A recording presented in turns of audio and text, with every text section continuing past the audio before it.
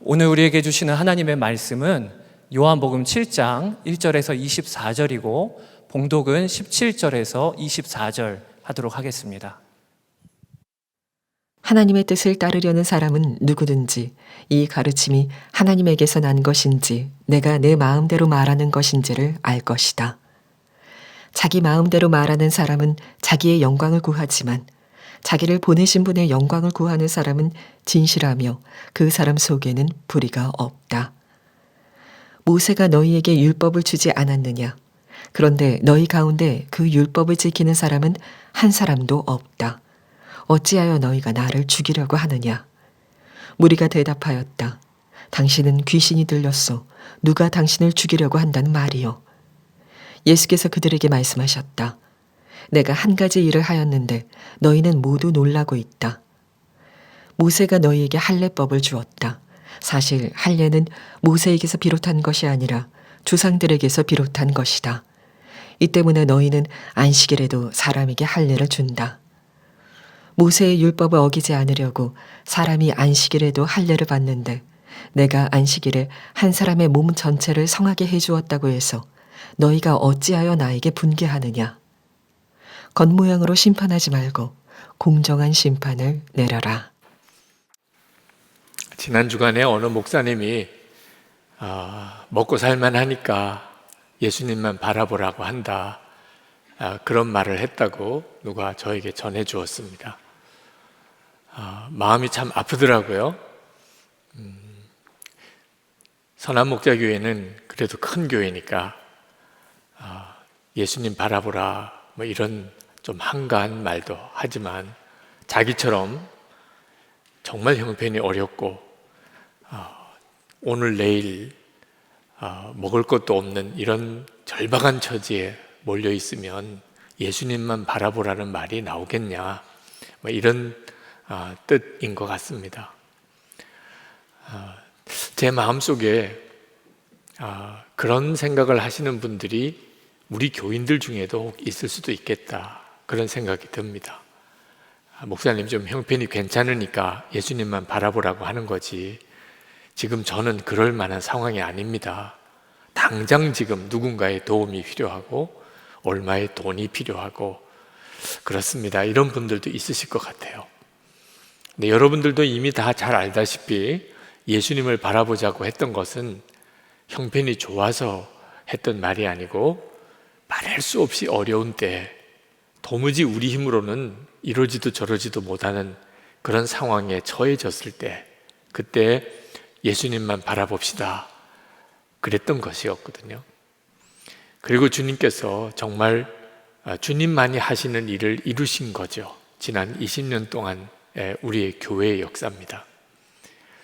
여러분, 이것이 진짜 주님의 말씀인가? 그걸 어떻게 분별할 수 있을까요?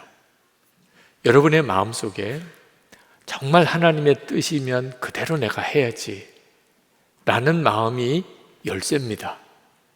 하나님의 뜻이면 반드시 그렇게 해야지. 힘들다, 어렵다, 불가능하다, 뭐 가능하다 따지지 않고 하나님의 뜻이면 가야지. 그런 마음이 분명하면 이것이 하나님께서 주신 말씀인지 아닌지를 분별하게 됩니다.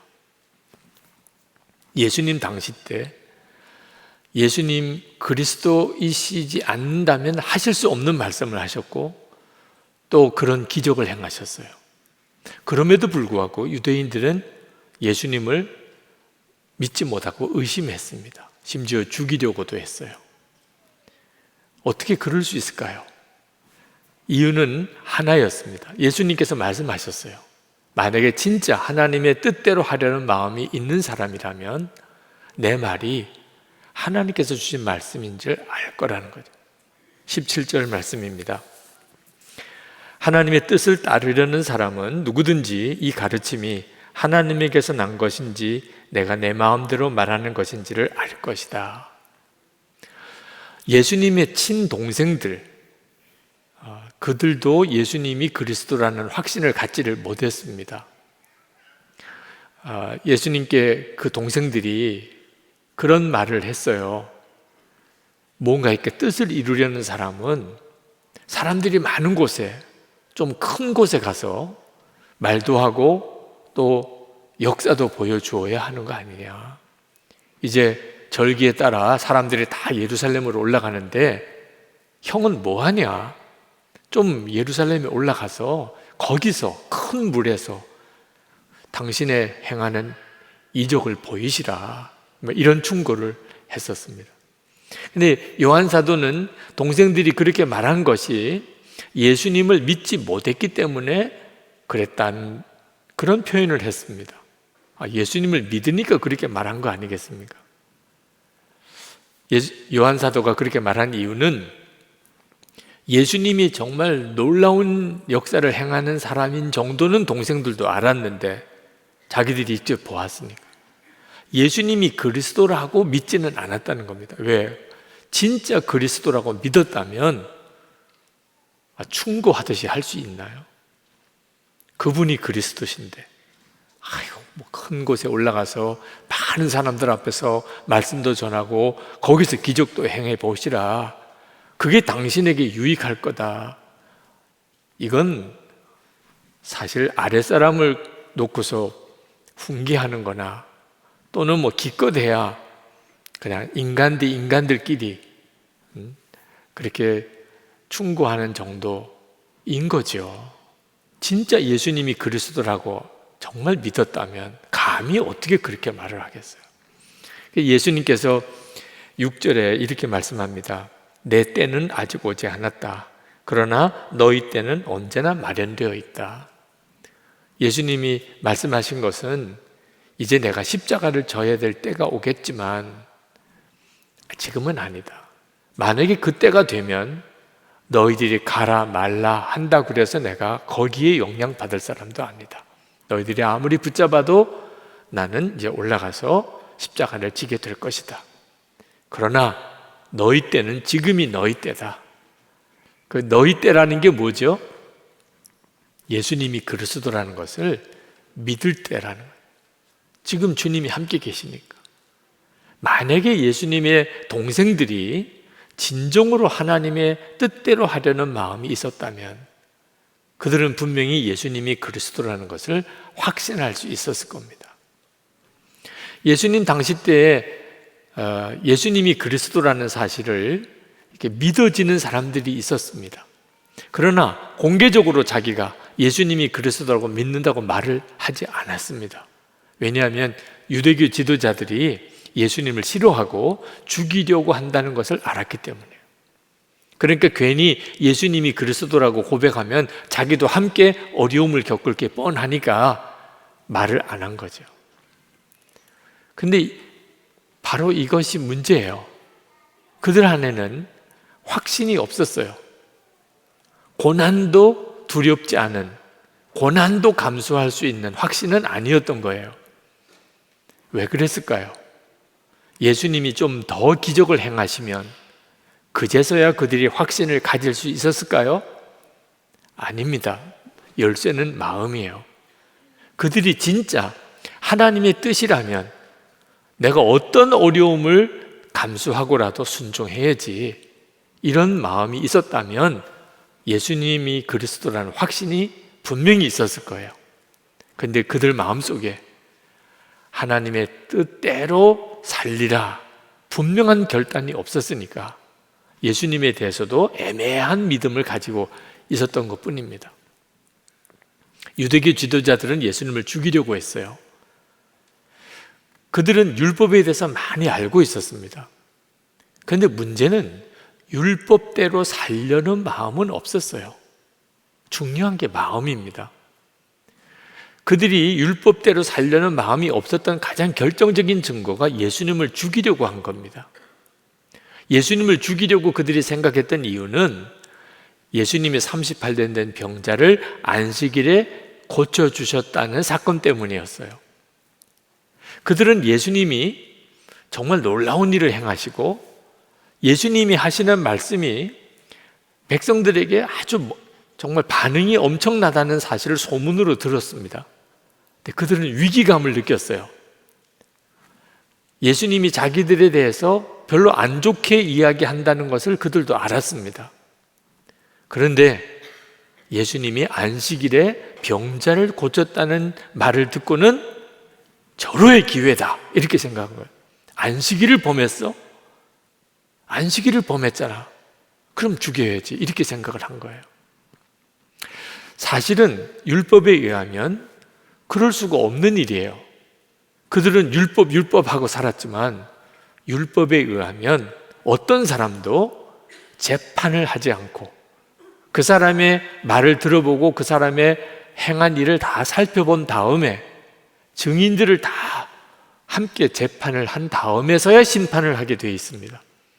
근데 그들은 이미 예수님을 죽이기로 결정부터 했어요.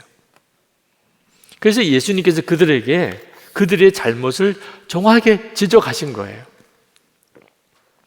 19절에 너희 가운데 그 율법을 지키는 사람은 한 사람도 없다. 어찌하여 너희가 나를 죽이려고 하느냐.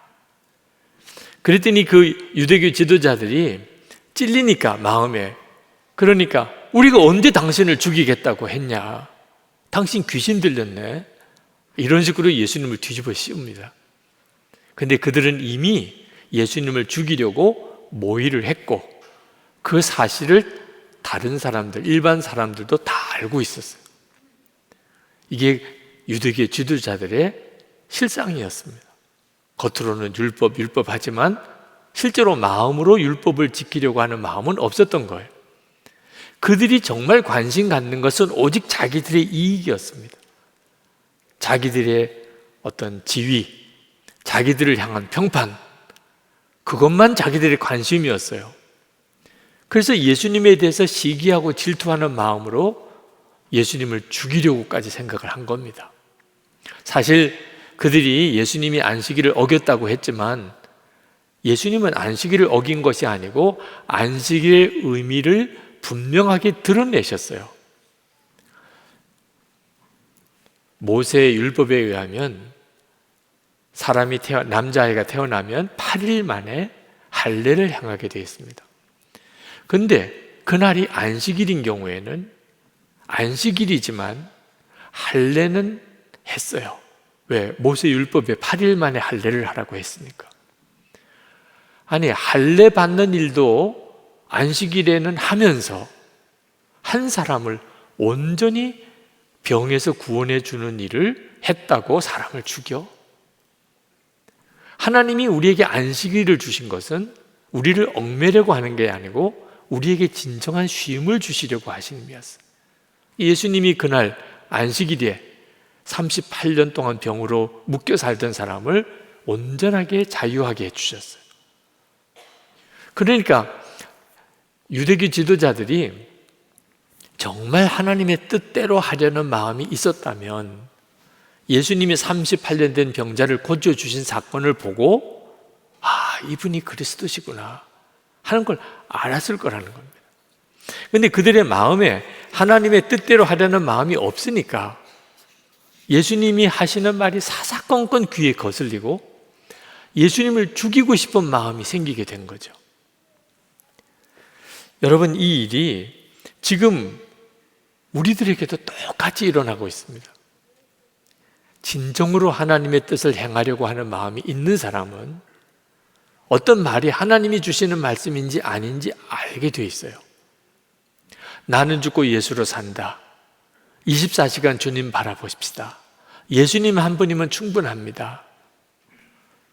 정말 주님의 뜻대로 살려고 하는 마음이 있는 사람에게는 이것이 하나님이 주신 말씀이구나 하고 마음에 성령께서 같은 동감을 주세요. 성령의 교통함이죠. 그런데 자기가 원하는 대로만 살려고 하는 사람, 자기가 원하는 것을 이루려고 하는 사람은 하나같이 귀에 거슬립니다. 이해도 안 되고 믿어지지도 않고 그렇게 하고 싶지도 않아요. 미국이 한때 노예제도가 있었습니다. 미국에서 제일 예수를 잘 믿는 사람이 많은 지역이 남부 지역인데 남부 지역은 더 심했어요. 흑인 노예를 부리면서 그들은 주일마다 교회 가서 예배도 드렸어요. 마음에 정말 하나님의 뜻대로 따르려는 마음이 있었다면 그들은 계속 그 문제로 인해서 양심의 가책을 느꼈을 겁니다. 그런데 자기 이익, 경제적인 이익, 그게 눈이 머니까 하나님께 예배 드리면서 또 노예는 부리는 일을 행했던 겁니다. 여러분, 지금도 그와 같은 일이 우리 가운데 얼마든지 있을 수 있어요.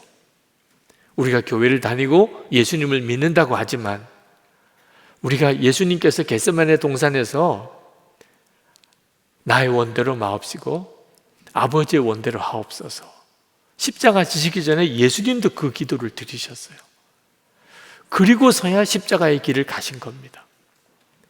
우리도 그런 기도를 드리면 나의 원대로 마시고 아버지의 뜻대로 하소서. 그러면 우리 안에 우리 주님이 주시는 말씀, 그리고 우리 주님이 역사하심이 그대로 드러납니다. 우리 모두가 다 알게 돼요. 주님은 우리와 함께 계시다는 걸. 그런데 왜 이런 일들이 우리 속에 잘 나타나지 않는 거죠? 실제로 우리 마음으로 하나님이 원하시는 일, 기뻐하시는 뜻대로 하려는 마음이 우리 속에 없는 거예요.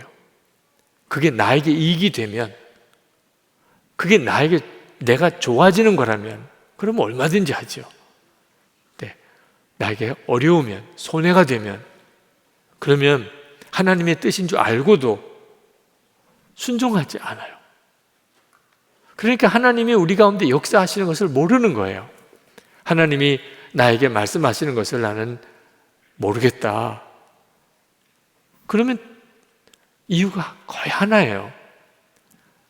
내 원대로 마시고 하나님 아버지의 뜻대로 하소서. 이 기도를 못하고 있는 겁니다. 그러니까 주님이 뭘 원하시는지를 깨닫지 못하는 거예요. 목사님 한 분이 청년 수련회 때 오셔서 이제 말씀을 전하시는 중에 자기가 예수님을 처음 믿게 된 때 이야기를 하셨어요. 초등학교 3학년 때랍니다. 초등학교 3학년 아이가 그때 예수님을 영접하고 결신했다는 거죠. 무슨 스토리가 있었나 참 재미있더라고요. 어느 날 학교 갔더니 친구가 빵을 하나 가지고 왔더래요. 뭐 남자 학교의 분위기 대략 아시겠죠? 너도 나도 그 아이의 빵을 뜯어 먹으려고 달려드니까 그냥 다 뜯어 주더래요. 남은 조각 하나, 빵 하나 가져왔는데 이제 자기 입에 들어가는 거 한 조각 남은 바로 그때 자기를 보더래요. 근데 얼마나 그 빵 한 조각을 먹고 싶은 마음이 간절하게 자기 얼굴에 나타났는지 이 아이가 그 빵을 먹지를 못하고 한참 고민을 하더랍니다. 이걸 먹을까? 그러다가 자기의 얼굴을 보고 먹을까? 그러다가 너 먹으라 이러고 빵을 주더래요. 남은 한 조각을.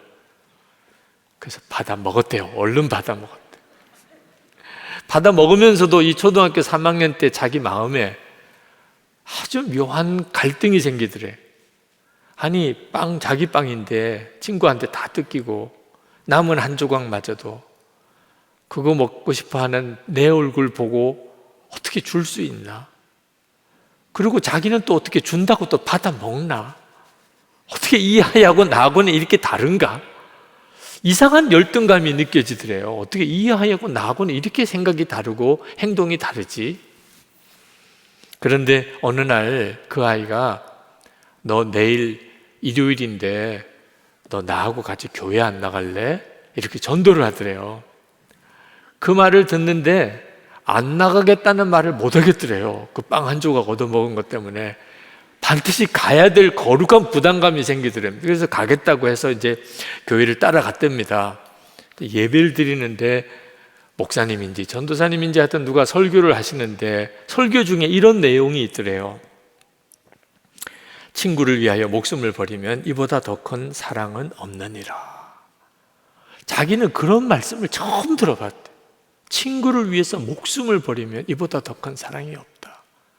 그러면서 이 친구가 일요일마다 이렇게 교회 나와서 이런 말씀을 들으니까 그렇게 행동을 한 거구나. 그래서 이 아이와 나하고는 이렇게 다르구나. 뭔가 마음에 설명할 수 없는 어떤 감동이 오더래요. 그리고 그 다음부터 자기 혼자서 교회를 나가게 되었고 결국은 목사가 된 겁니다. 여러분, 초등학교 3학년 아이도 하나님의 뜻대로 해야지, 이런 마음이 분명하면 한 영혼을 구원합니다. 초등학교 3학년 아이 하나 전도한 게 뭐 대단한 것이냐? 세월을 길게 보면 그러면 목사 한 사람을 세운 거죠. 제게는 요청이 오는 일이 많습니다. 설교해달라는 요청, 도와달라는 요청, 여러 요청이 많습니다. 물론 다 못합니다. 상담 요청으로는 메일도 다 답장도 못할 정도입니다. 결국은 어떤 것을 꼭 해야 되느냐, 결정해야 될 문제가 생기는 거죠. 기준이 뭐가 있어야 되잖아요. 어떤 것은 꼭 해야 되고 어떤 것은 어쩔 수 없이 못하는 거고. 그 기준이 저에게 있어서는 대단히 중요한 문제였어요.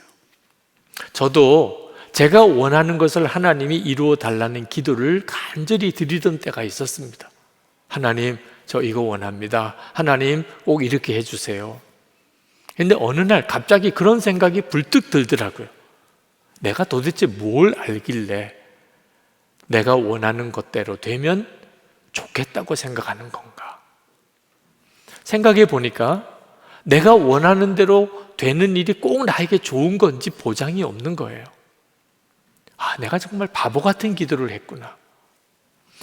그때부터 하나님께 제가 원하는 대로 되게 해달라는 기도를 포기했어요. 주님이 원하는 대로 돼야지. 주님의 뜻대로 되기 원합니다. 그래서 모든 것의 기준은 주님이 기뻐하시는 뜻이 뭘까? 그게 기준입니다. 힘들어도 좀 부담이 돼도 주님이 기뻐하시는 일이라면 해야죠. 제가 일기를 쓰면서 예수님과 동행하는 일이 대단히 효과적인 방법이라는 걸 깨달았습니다. 주님을 늘 바라보고 살고 싶은데 결심해도 안 되고 기도해도 안 되고, 그런데 매일 일기를 써보니까 주님을 계속 생각하는 것이 계속 지속이 되고 더 깊어지는 거예요. 그래서 예수 동행 일기를 써보시라고 교우들에게 권하고 이제는 예수 동행 운동을 한국교회와 전 세계에 펼치고 있습니다. 그런데 이렇게 예수 동행 일기를 쓰는 사역을 시작한 지 얼마 안 돼서 갑자기 하나님이 제 마음에 이 일이 실패할 것이다 하는 마음을 주세요. 가슴이 철렁 내려앉더라고요. 그렇지 않아도 쉽지 않은 일이라고 생각이 드는데, 성공할 거라고 해도 쉽지 않은데 실패할 거다, 그러면 힘이 쫙 빠지더라고요. 그런데 주님이 또 말씀하시기를 실패한다고 안 할 거냐. 도대체 왜 이렇게 하시는지 모르겠어요. 실패할 거면 왜 해요? 실패할 거면. 근데 주님이 다시 물으시는 데는 이유가 있을 거 아니겠어요? 실패한다고 안 할 거냐? 왜 물으실까? 그때 제 마음속에 깨달아지는 것이 있었습니다. 내게는 실패일지라도 주님께는 실패가 아닌 일이 있을 수 있다는 거예요. 예를 들면 주님과 동행하는 그런 훈련이 성도들 안에 지속되어서 어느 순간에 주님과 동행하는 성도들이 많이 생기게 되는 이런 결실이 제가 살아있는 동안에는 전혀 없다가 한 100년쯤 지나서 그런 일이 일어난다면 저는 실패로 끝난 것 같아도 우리 주님께는 성공이잖아요. 그렇잖아요. 전부 다 자기가 성공해야만 하겠다고 한다면 주님이 오랜 기간에 걸쳐서 하실 일을 누가 해요? 순교자는 실패인 것처럼 보이죠. 예수 믿겠다고 그러고 예수님을 전했는데 죽임을 당했어요. 실패죠.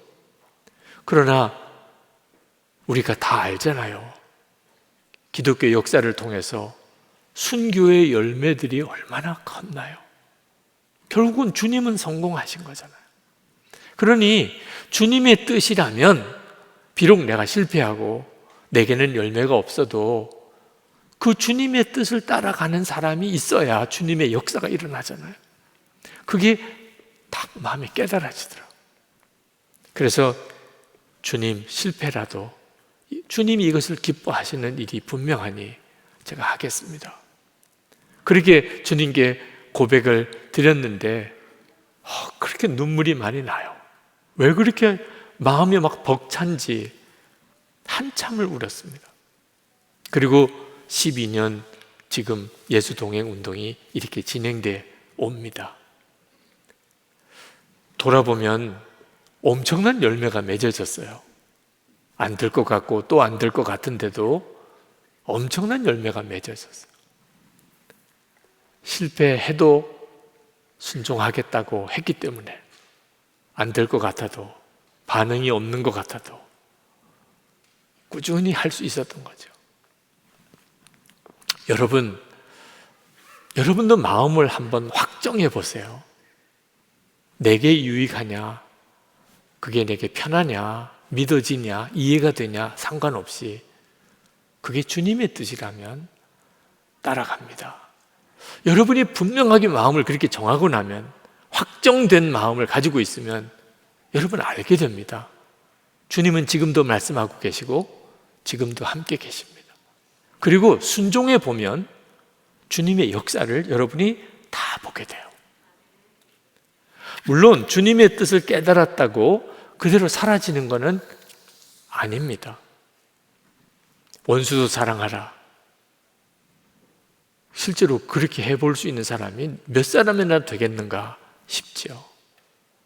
어느 사역자의 아내가 제게 메일을 보냈어요. 남편이 사역자인데 성범죄를 저질렀어요. 그 아내 되는 사람의 마음이 얼마나 무너졌겠습니까? 하여튼 미워 죽겠어요. 용서할 수가 없어. 남편이지만 어떻게 이 사람을 용서하라는 말이에요. 그 자기 심정을 그렇게 쓰고, 그리고 맨 마지막에 그런 질문을 하시더라고요. 목사님, 미워하는 것도 죄인가요? 그 분의 심정을요 충분히 이해하겠어요. 원수를 사랑하라. 알아요. 그 말 처음 들은 사람 없을 거예요. 문제는 되냐 문제죠. 주님만 바라보라. 항상 감사하라. 모든 일에 기뻐하라. 오직 기도만 하라. 모르는 거 아니라고요. 근데 안 됐는데 어떻게 해요? 이런 심정이신 분들이 많으실 거예요. 죄책감은 가지지 마세요. 그건 애초에 안 되는 일이에요. 되는 일이었다면 예수님이 십자가 지실 이유도 없어요. 우리에게 성령을 보내실 이유도 없어요. 아니, 말씀만 하면 다 살 수 있는 거라면 예수님 왜 십자가 지셨어요? 성령을 왜 보내주세요?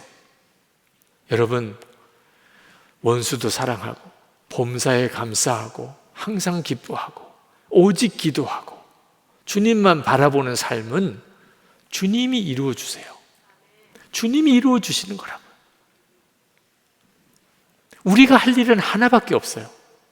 하나님의 뜻대로 따라가야 한다. 이 마음 하나만큼 분명하면 그 다음엔 주님이 이루어 주세요. 마음이 없으면 주님도 어떻게 못하세요. 하나님의 뜻이면 가는 거지. 하나님의 뜻은 따라가야지. 여러분이 그 마음 분명하게 정해져 있지 않는다면, 그러면 주님이 뭘 원하시는지 막 혼돈스러워집니다. 마귀의 소리가 더 크게 들려요. 더 크게. 여러분이 계속 방황하게 돼요. 예수님이 나와 함께 계시다 믿어지지도 않아요. 나는 죽고 예수로 살라, 구름 잡는 이야기처럼 느껴져요. 여러분 중에는 지금 정말 힘든 때를 보내는 분도 있으실 거예요. 정말 기분이 나쁘고 더 견딜 힘도 없고 모든 것을 다 포기하고 싶고, 그런 분들도 있으실 거고, 또 그런 일을 앞으로 만나게 될 수도 있습니다. 여러분, 그때 꼭 기억해야 합니다. 여러분이 진짜 하나님의 뜻대로 간다, 그러면 살아나요. 반드시 살아나요. 주님이 여러분을 살려내세요. 어떤 처지에서도 하나님의 뜻이면, 내가 몰라서 지금 순종 못하는 거지, 하나님의 뜻이면 저는 반드시 합니다. 죽을 길 같아도 그 길 갑니다. 여러분 마음에 이게 정해지면 반드시 여러분 살아나요. 오늘도 마찬가지예요. 주님, 저 정말 힘들어요. 주님, 어떻게 해야 될지 모르겠어요. 주님, 제게 말씀해 주세요. 제가 주님이 말씀하시면 제가 순종하겠습니다. 그랬더니 감사하라. 감사할 상황이 아닌데 기도해라. 기도가 안 되는데 사랑해라. 도무지 사랑할 수 없는 사람인데, 여러분 그 순간에 주님의 말씀이 분명하다면, 아, 이게 주의 뜻이구나. 그렇다면 신용이라도 해보는 거예요. 신용이라도. 왜? 하나님 뜻대로 하기로 했으니까. 기도가 안 돼도 그냥 정말 무릎 꿇고, 도무지 사랑할 수 없어도 사랑하게 해달라고 기도는 못해요? 사랑하게 해달라고. 감사가 안 되고 도무지 기뻐할 수 없을 때, 그때도 찬송가 펼쳐서 부를 수는 있잖아요. 찬송가를 펼쳐서. 그러면 반드시 주님이 역사합니다. 여러분이 알게 돼요. 아, 이 말씀이 하나님께서 내게 주신 말씀이고 주님은 지금 나와 함께 계시다. 제가 매번 요즘에 설교를 끝나면 이상한 결단의 시간을 계속 갖게 되는데 제 마음이 간절해요. 그냥 설교 끝나고 그냥 통성기도 하는 거 하고 하나님 앞에 오늘 주신 말씀을 붙잡고 어떤 형태로든지 결단하는 것은 다르더라고요. 영적인 어떤 매듭이 지어지는 거예요. 오늘도 저는 여러분 중에 그게 필요한 분들이 있다고 강하게 느껴져요. 하나님의 뜻대로 따라가겠다. 마음이 이렇게 확정하는 거예요. 혼란스러울수록, 어려울수록이에요. 하나님의 뜻대로 가면 사는 거고, 그렇지 않으면 죽습니다. 하나님의 뜻대로 가겠습니다. 하나님의 뜻대로 합니다. 주님, 저에게 말씀해 주세요. 저를 붙들어 주세요. 여러분의 마음에 이렇게 확정이 되신 분들, 그분들은 우리 일어나서 기도합시다. 하나님, 제가 하나님의 말씀을 지금 이 시간에 분명히 붙잡기 원합니다. 제 마음은 정해졌습니다. 혼란스럽고 어렵기는 합니다만 하나님의 뜻대로 저는 갑니다. 이것이 주님으로부터 온 말씀인지 알게 해주시고, 그리고 주님이 저와 함께 계신 것 믿어지게 해 주옵소서. 우리 다 같이 통성으로 기도할 때 우리 영상으로 보시는 분들도 있는 그 자리에서 일어나실 수 있는 분들은 일어나시고, 상황이 그렇지 못하신 분들은 가슴에 손을 얹고라도 여러분의 분명한 결단을 하나님께 올려드리기 바랍니다. 기도하겠습니다. 은혜와 사랑이 충만하신 하나님, 놀라우신 아버지 하나님, 일과 은혜를 보여주시고 하나님 역사를 무한대로 보여주셔서 아버지, 놀라우신 주님, 놀라우신 아버지 하나님, 놀라우신 은혜를 오늘도 하나님 앞에 간절함으로 나아간 사랑하는 성도들을 주님 받아주소서. 하나님, 저의 마음을 주님 앞에 하나님 드려졌습니다. 그 마음의 중심을 하나님 앞에 드립니다. 그 마음의 갈망과 소원을 하나님 미리 여주소서. 하나님의 은혜로 사로잡아 주소서. 하나님이 원하시고 기뻐하시는 그 길로만 가게 하여 주옵소서. 하나님, 놀라우신 나의 주님, 길과 은혜로 도하신 하나님 역사해 주소서. 하나님의 손에 부탁합니다. 하나님의 손에 맡겨드립니다. 하나님의 은혜가 같이 해주시기 원합니다. 놀라우신 하나님의 은혜, 놀라운 하나님의 역사 주시옵소서. 아버지 하나님, 정말 저희 마음이 정해졌습니다. 그동안에 실패한 걸로 따지면 수도 없이 많지만, 그러나 하나님, 주님은 속을 아시지 않습니까? 하나님의 뜻대로 그렇게 살겠다고, 그렇게 살고 싶고, 그게 살 길인 것을 믿습니다. 하나님, 오늘도 주님 기뻐하시는 뜻대로 그렇게 살기를 갈망하는 마음을 하나님 앞에 드립니다. 주님께서 분명히 약속하시기를 내 안에 거하라, 나도 너희 안에 거하리라 말씀하신 그 말씀을 붙잡습니다. 오늘 주님 안에 우리 자신을 온전히 다 드립니다. 우리의 문제 전체를 주님께 다 맡겨버립니다. 주님 말씀하시면 물 위를 걸어오라 하셔도 걷겠습니다. 주님 말씀대로만 따라가겠습니다. 신용이라도 하겠습니다. 주님 역사해 주소서. 주의 말씀이 우리 귀에 들려지게 하시고 주님이 함께 계심이 믿어지게 하소서. 사랑하는 성도들, 지금에 있는 형편에서 일어나게 해주소서. 다시 시작할 수 있게 해주소서. 하나님의 은혜의 삶을 살고 지금도 살아계신 주님을 증거하는 삶을 살게 해 주옵소서. 오늘도 우리의 마음을 담아 하나님께 예물을 올려드립니다. 11조와 선교헌금, 구제헌금, 감사헌금을 드립니다. 저 멀리 우크라이나에 있는 난민들, 동해안의 끔찍한 화재로 인한 이재민들, 그들을 돕는 헌금을 드립니다. 하나님, 사랑하는 성도들의 일상의 삶 속에서 하나님을 사랑하는 고백을 이 헌금에 담았습니다. 주님의 손에 저들의 심령과 가정과 일터를 맡겨드립니다. 주님의 손에 붙잡아 주소서. 이번 한 주간도 주님의 살아계심의 증인으로 살게 하소서. 병든 몸을 주님이 고쳐주소서. 깨어진 가정을 회복시켜 주시고 무너진 일터를 다시 일으켜 주소서. 하나님, 우리나라를 주님께 부탁합니다. 대통령은 선출했습니다. 그러나 우리 국민의 깨어진 마음은 주님만이 치유하실 수 있습니다. 이 민족의 복음의 통일, 평화의 통일, 주님의 손에 부탁합니다. 김국기 목사님, 김정국 목사님, 최중길 선교사님, 장문석 집사님 속히 석방되게 해 주옵소서. 코로나 확산이 심하여 정부도 손을 놓을 정도입니다. 주님, 이제 이 재앙이 속히 지나가게 하소서. 다시 일상이 회복되게 하소서. 하나님의 놀라우신 은혜의 증인으로 저희를 사용하소서. 주 예수 그리스도 이름으로 간절히 기도합나이다. 아멘. 우리 일어서신 채로 찬양하겠습니다.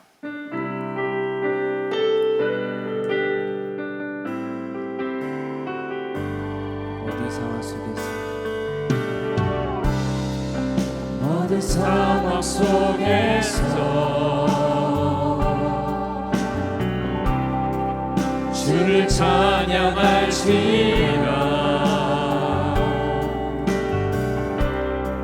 주는 너의 근성을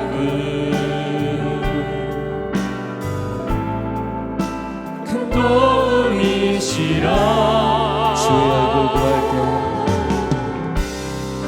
주의 얼굴 구할 때 주의 영을 부으사 크신 사랑 안에서 주를 보게 하소서.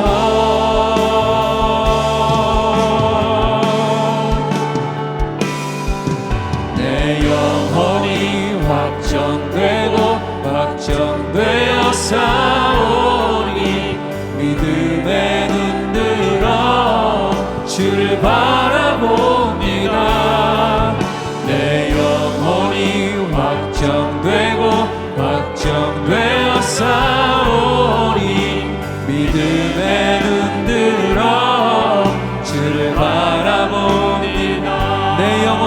확정되고 내 영혼이 확정되고 확정되어 싸우니 믿음의 눈 들어 주를 바라봅니다. 내 영혼이 확정되고 확정되어 싸우니 믿음의 눈 들어 주를 바라봅니다. 우리의 생명의 주 예수 그리스도의 크신 은혜와 아버지 하나님의 놀라우신 사랑하심과 지금도 우리와 함께 하시는 보혜사 성령의 교통하심이 하나님께 예배하는 모든 성도들 위해 충만하시기를 축원하옵나이다. 아멘.